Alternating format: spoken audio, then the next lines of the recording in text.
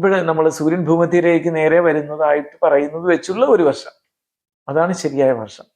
അത് വെച്ച് നോക്കുമ്പോൾ നമ്മൾ ശ്രദ്ധിക്കേണ്ടത്, ഇനി മാർച്ച് 21 മുതലാണെങ്കിലും ഇപ്പോഴും, അല്ലെങ്കിൽ കേരളത്തിലെ കൊല്ലവർഷം വെച്ച് കണക്ക് കൂട്ടുമ്പോഴുള്ള നിരയന രീതി അനുസരിച്ചുള്ള ദക്ഷിണേന്ത്യയിൽ കുറെ നിലനിൽക്കുന്ന എല്ലാ ശൈലികളും വെച്ച് നോക്കുമ്പോൾ, അങ്ങനെ നോക്കിയാൽ ഏപ്രിൽ 15 മുതലാണെങ്കിൽ ഒരു മാസത്തിന് കഷ്ടിച്ചൊരു വ്യത്യാസം അങ്ങനെ വരുന്നുണ്ട്. എങ്കിൽ പോലും നമ്മൾ അതിനെ കൊള്ളുമ്പോൾ എങ്ങനെ നോക്കിയാലും സൂക്ഷ്മ പരിശോധനയിൽ നമ്മൾ മനസ്സിലാക്കുന്ന വ്യാഴത്തിന് പ്രാധാന്യം കൊടുക്കുന്ന കാര്യങ്ങളെല്ലാം ചെയ്തു കൊടുക്കുക എന്നുള്ളത്. ഇപ്പൊ വ്യാഴത്തിന് പ്രാധാന്യം, വിഷ്ണുവിന് പൂജ എന്നൊക്കെ ഉള്ളതിനേക്കാൾ ഉപരി പ്രകൃതിയിലേക്ക് ഇറങ്ങി ചെല്ലുമ്പോൾ നമ്മൾ ശ്രദ്ധിക്കേണ്ടത് കുറച്ച് വൃക്ഷങ്ങളെ കുറിച്ചൊക്കെ പറയേണ്ടി വരും, പക്ഷികളെ കുറിച്ച് പറയേണ്ടി വരും, മൃഗങ്ങളെ കുറിച്ച് പറയേണ്ടി വരും, ധാന്യത്തെക്കുറിച്ച് പറയേണ്ടി വരും. ഇത്രയും കാര്യങ്ങൾക്ക് പ്രാധാന്യം കൊടുക്കണം. വൃക്ഷങ്ങൾ എന്ന് പറയുമ്പോൾ പേരാല്, അരയാല്, മുള, തേന്മാവ്, മാവ്, മുള, അരയാൽ, പേരാൽ എന്നിവയുടെ സംരക്ഷണം, അവയെ നട്ടു വളർത്തുക, അവയ്ക്ക് വേണ്ടുന്ന സേചനം നടത്തുക, ഓം ആദിത്യായ നമഃ എന്ന് പറഞ്ഞുകൊണ്ട് എല്ലാ ദിവസവും വെള്ളമൊഴിക്കുക. അതിനെ പൂജിക്കുന്നതിലൂടെ വ്യാഴത്തിന് അനുഗ്രഹം ഉണ്ടാകും. വ്യാഴത്തിൻ്റെതായ പലവിധ കോട്ടങ്ങളും സംഭവിക്കുന്നതായ സമയമാണ്. ഒരുപാട് പേര് ദരിദ്രരാകും, ഒരുപാട് പേര് ധനികരാകും. അതിനൊക്കെ ശക്തമായ എന്ന് വെച്ചാൽ വേഗത കൂടും. പിന്നെ നിലവിലുള്ള പല ഗുരുക്കന്മാരല്ല യഥാർത്ഥത്തിൽ അതിൽ വലിയ എന്ന് വെച്ചാൽ ഗുരുവായിട്ട് ശോഭിച്ചുകൊണ്ടിരിക്കുന്നവർക്കൊക്കെ ഒരുപാട് പ്രശ്നം ഉണ്ടാകുന്ന വെച്ചാൽ സാമൂഹികമായിട്ട് അധപ്പതനം ഇതൊക്കെ സംഭവിക്കാം. കോട്ടങ്ങൾ, പലതരത്തിലുള്ള വ്യതിചലനങ്ങൾ, സ്ഥാനമാനങ്ങൾക്ക് മാറ്റം, ഇവയൊക്കെ വരും.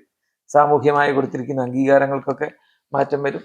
അതുകൊണ്ട് മുള, മാവ്, അരയാൽ, പേരാൽ ഇവയ്ക്ക് പ്രാധാന്യം കൂടുന്നുണ്ട്. അതിൻ്റെ കൂടെ അന്ന് ശിവരാത്രി, മാസശിവരാത്രി വരികയാണ്. എല്ലാ മാസത്തിലും ഒരു ശിവരാത്രി ഉണ്ട്, കൃഷ്ണപക്ഷ ചതുർദശി. ആ ദിവസം രാത്രി 10:27 കൃഷ്ണപക്ഷ ചതുർദശി ആരംഭിക്കുന്നുണ്ട്. അന്നത്തെ നിശീതകാലം എന്ന് പറയുന്നത് ധ്യാനത്തിന് വേണ്ടി തിരഞ്ഞെടുക്കേണ്ട, എല്ലാ ശിവരാത്രിയും ധ്യാനത്തിന് വേണ്ടിയുള്ളതാണ്.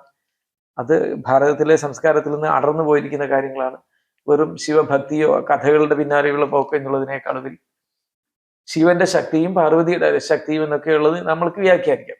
എന്ന് വെച്ചാൽ സൂര്യന്റെയും ചന്ദ്രന്റെയും ശക്തി പൂർണ്ണമായിട്ട് വരുന്നതാണ് കൃഷ്ണപക്ഷ ത്രയോദശി. അതിൽ സമ്പൂർണ്ണമാണ് കുംഭമാസത്തിലെ ശിവരാത്രി. അപ്പോൾ അന്ന് മാസശിവരാത്രി വരുന്നുണ്ട്. അതെല്ലാം കൊണ്ടും ഈ പ്രാവശ്യത്തെ നമ്മളുടെ മേഷസംക്രമം നമ്മളുടെ നിരയന രീതി അനുസരിച്ച് കണക്ക് കൂട്ടുന്നത് വളരെ വിശേഷപ്പെട്ടതാണ്. അതിന് വ്യാഴത്തിന് വേണ്ടി നമ്മൾ ചെയ്യേണ്ടത് ഈ വൃക്ഷങ്ങൾ, അതിൽ പറഞ്ഞ വൃക്ഷങ്ങളെ കുറിച്ച് ഇപ്പൊ പറഞ്ഞു. അതിൽ നമ്മൾ മൃഗങ്ങളെ കുറിച്ച് പറയുകയാണെങ്കിൽ ആനയ്ക്കും കുതിരയ്ക്കും പ്രാധാന്യം. ആനയ്ക്ക് ഇഷ്ടം പോലെ ഭക്ഷണം കൊടുക്കുക, ആനയെ ഒന്ന് സ്പർശിക്കാൻ ഒക്കുന്നെങ്കിൽ സ്പർശിക്കുക, കുതിരയും ആനയും കൂടുതൽ സംരക്ഷിക്കുക, അവയ്ക്ക് വേണ്ടുന്ന തീറ്റകൾ കൊടുക്കുക. കുതിരയ്ക്കാണെങ്കിൽ മുതിര കൊടുക്കുന്നത് പോലെ തന്നെ കടലയ്ക്ക് പ്രാധാന്യം, മനുഷ്യർ കഴിക്കുന്ന കടലയ്ക്കും പ്രാധാന്യമുണ്ട്, മനുഷ്യർ കഴിക്കാം. കടല നേദ്യം വെക്കുക, വ്യാഴത്തിന് കടല നേദ്യം വെക്കുക. പിന്നെ സമാധി സ്ഥാനങ്ങളിൽ കടലയ്ക്ക് പ്രാധാന്യമുണ്ട്. പിന്നെ കടലയുടെ വ്യത്യസ്തമായ പലതരത്തിലുള്ള ഉപയോഗം, കാരണം വ്യാഴത്തിന് അനുഗ്രഹമുള്ള, അല്ല വ്യാഴത്തിന്റെ സ്വാധീനം കൂടുതലുള്ള ധാന്യമാണ് കടല, അത് ശ്രദ്ധിക്കണം. പിന്നെ പക്ഷികളിലാണെങ്കിൽ മയില്, അതിന് പ്രാധാന്യമുണ്ട്, ഹംസത്തിന് പ്രാധാന്യമുണ്ട്. അപ്പൊ ഹംസത്തിനെ നമ്മൾ കാണേണ്ടത് വെളുത്ത നിറത്തിലുള്ള പക്ഷികൾ. വെളുത്ത നിറത്തിലുള്ള പക്ഷികൾക്കെല്ലാം പ്രാധാന്യം കൊടുക്കുക, അവയ്ക്ക് തീറ്റകൾ കൊടുക്കുക, അവയെ പരിചരിക്കുക, വളർത്തുന്നെങ്കിൽ അതിന് വേണ്ടുന്ന പരിചരണം കൊടുക്കുക. ഇനപക്ഷികളിൽ നിന്ന് വേർതിരുത്തി മാറ്റി വളർത്താതിരിക്കുക. മയിലുകളുടെ അനുഗ്രഹം വാങ്ങിക്കാനായിട്ട് വ്യാഴത്തിന് അനുഗ്രഹം കിട്ടും. അതിന് വേണ്ട മയിലിന് പ്രാധാന്യം കൊടുക്കുന്ന ആരാണ്? സുബ്രഹ്മണ്യനാണ്. അപ്പൊ സുബ്രഹ്മണ്യ പ്രീതികരങ്ങളാകുന്ന കാര്യങ്ങളെല്ലാം ധാരാളമായിട്ട് ചെയ്യുക. ഇത്രയും കാര്യങ്ങളൊക്കെയാണ് ഇപ്രാവശ്യം ഈ വിഷുവിന്റെ ഫലം, വിഷു സംക്രമത്തിന്റെ അല്ലെങ്കിൽ മേഷസംക്രമത്തിന്റെ അല്ലെങ്കിൽ മേടസംക്രമത്തിന്റെ വിഷുവത്സരത്തിന്റെ ഫലമായിട്ട് നമ്മൾ ഈ വിഷുവിനും മാസശിവരാത്രിയും ഒരുമിച്ച് വരുന്നു. ഈ സമയത്ത് അപ്പാവു സ്വാമിയുടെ സമാധി സ്ഥലത്ത് എന്തെങ്കിലും ഒരു സമാധിയുടെ പ്രാധാന്യം, ഞാൻ ഏറ്റവും പ്രധാനമായിട്ട് എൻ്റെ വീട്ടിൽ തന്നെ ഇരിക്കല്ല, എൻ്റെ മുമ്പിലാണ്, എൻ്റെ വളരെ അടുത്താണ് സമാധി സ്ഥാനം ഇരിക്കുന്നത്. അപ്പൊ അപ്പാവു സ്വാമി കേളക്കർ സിദ്ധരുടെ പുനർജന്മമായിട്ടുള്ള അപ്പാവു സ്വാമിയുടെ ധ്യാനത്തിന് പ്രാധാന്യമുണ്ട്. ഞാൻ ഏറ്റവും കൂടുതൽ ധ്യാനം ചെയ്യുന്ന ആള്, ധ്യാനത്തിന് ഏറ്റവും കൂടുതൽ ഇഷ്ടപ്പെടുന്ന ആള്, ജീവിതത്തിൽ എപ്പോഴും ധ്യാനം ചെയ്യാൻ കൂടുതൽ അവസരത്തിന് വേണ്ടി ആഗ്രഹിക്കുന്ന ആള്, ഇതൊക്കെയാണ്. അപ്പൊ അതിന്റെ മുമ്പിൽ ധ്യാനമാണ് മുഖ്യം. അവിടെ ഞങ്ങൾക്ക് ചെയ്യുന്നത് തന്നെ അവിടെ കടല നേദ്യമാണ്.